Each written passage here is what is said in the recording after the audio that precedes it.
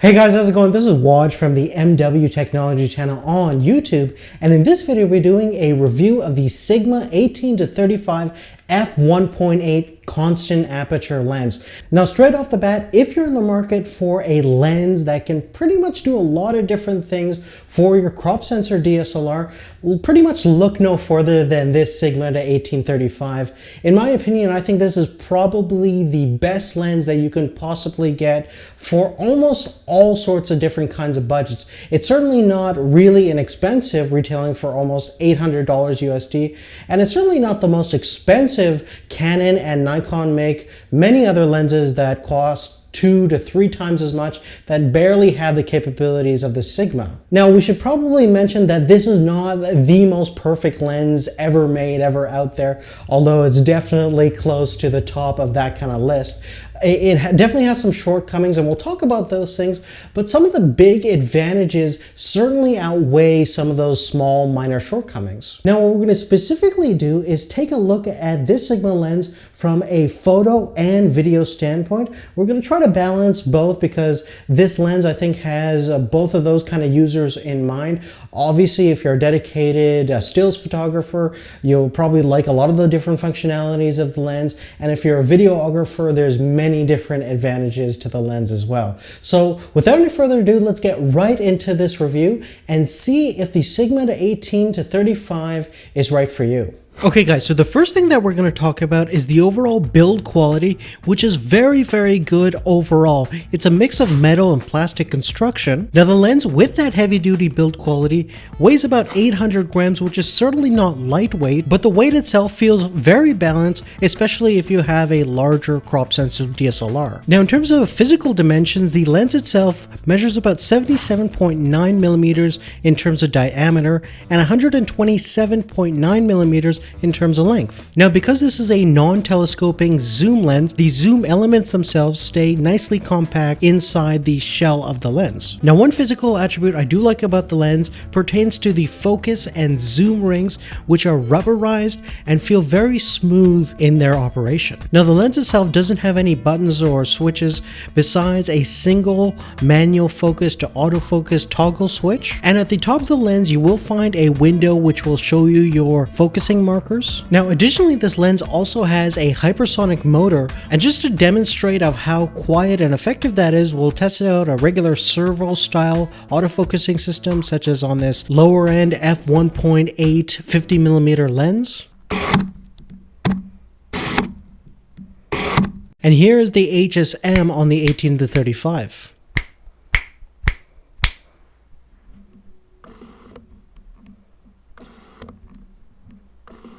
Now here we're going to take a look at a more critical analysis of the lens. We're going to first take a look at the sharpness. Now overall, this lens is amazingly sharp at almost every setting. Although at 18mm at f1.8, it's certainly not as sharp as other settings, but it's still super sharp for being 18mm at f1.8. Now the lens is extremely insanely sharp at f2.8 all the way up to f12 before you get into some diffracting at the minimum aperture of f16. Now during my period of testing out the lens, I found that 35mm range is a little bit sharper than the 18mm range, and I think optically it's probably the best at 35mm at f9. Now the lens has a very minor issue with vignetting like most wide-angle lenses, although it's certainly better than most lenses that you're going to find out there. At 18mm we find a very small amount of fall off or darkening of the corners, but that soon goes away if you stop down to f2.8 or higher.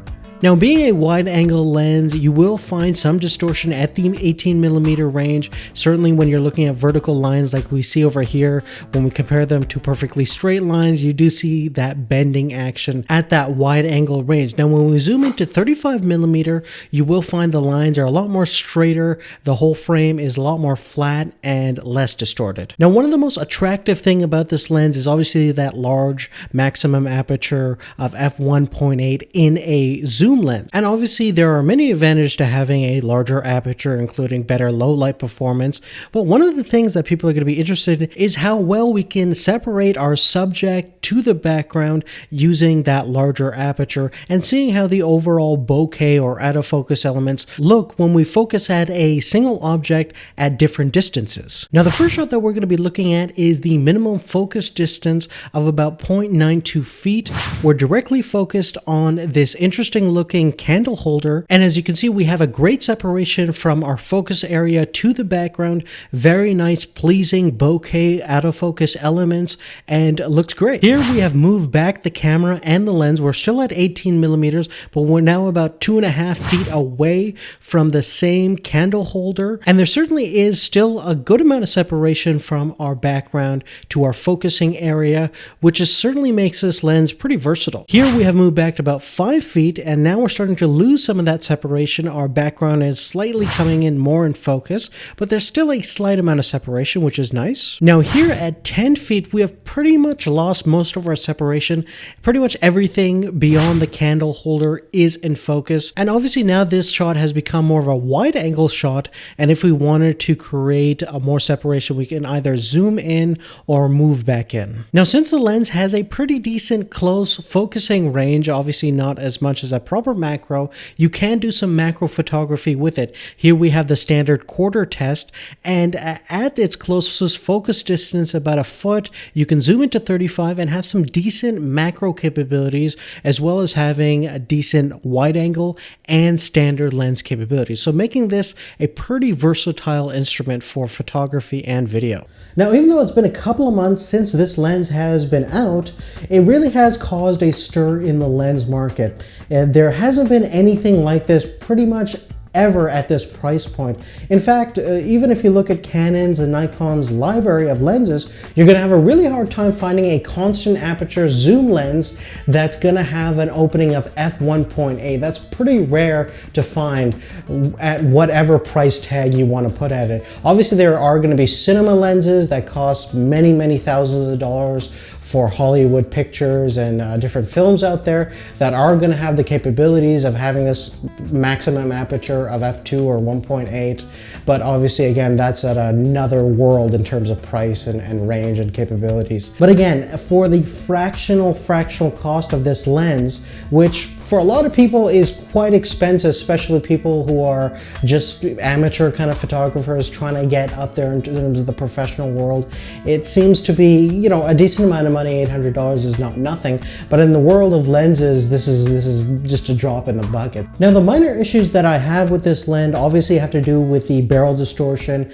at both the 35 to 18 millimeter range. You're going to find it throughout the range, but the thing is, you're obviously going to come across any barrel distortion in pretty much all lenses at almost all price ranges. You're going to have a very hard time finding an optically perfect lens in terms of distortion. Now, certainly when thinking about getting this lens, you do have to understand that it is only for crop sensor DSLR cameras. It will fit on many other cameras, such as your Sony A-mount cameras that are crop sensor, and as well as the Micro Four Thirds system from Olympus, Panasonic, and even the Blackmagic Cinema cameras that are out there. And there's going to be a whole bunch of different mounts. I'm sure that signal will come out for different crop sensor cameras. But obviously, if you want to upgrade to a full frame DSLR in the future, this of course will not work with a full frame DSLR camera, so it is strictly for your crop sensor camera. But I think what it does is kind of eliminate the need for a full frame camera.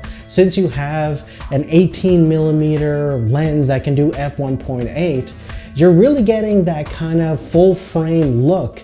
And this is probably one of the biggest kind of advantages of this lens, is that you really can buy a simple crop sensor DSLR for a decent amount of price, spend the money mostly on the lens itself, and you have a very full frame like experience. And certainly it's not the same thing as full frame, but it does give you that impression and versatility. Now the things that I love about this lens is definitely the sharpness. Obviously the f1.8 factor is absolutely amazing.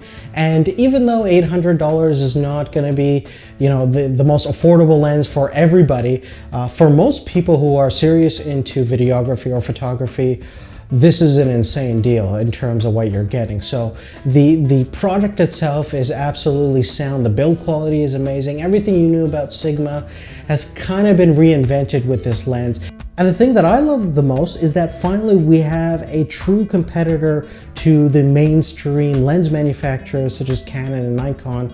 Sigma is making lenses that can outperform them in a lot of different circumstances and have an incredible amount of value considering what's out there in the market.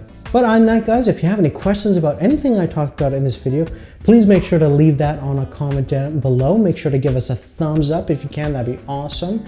And if you like this video, please share it with your friends and family if they're interested in photography. Might be interesting to them if they're looking for a new lens for their camera. But on that, guys, we'll see you later. Take care.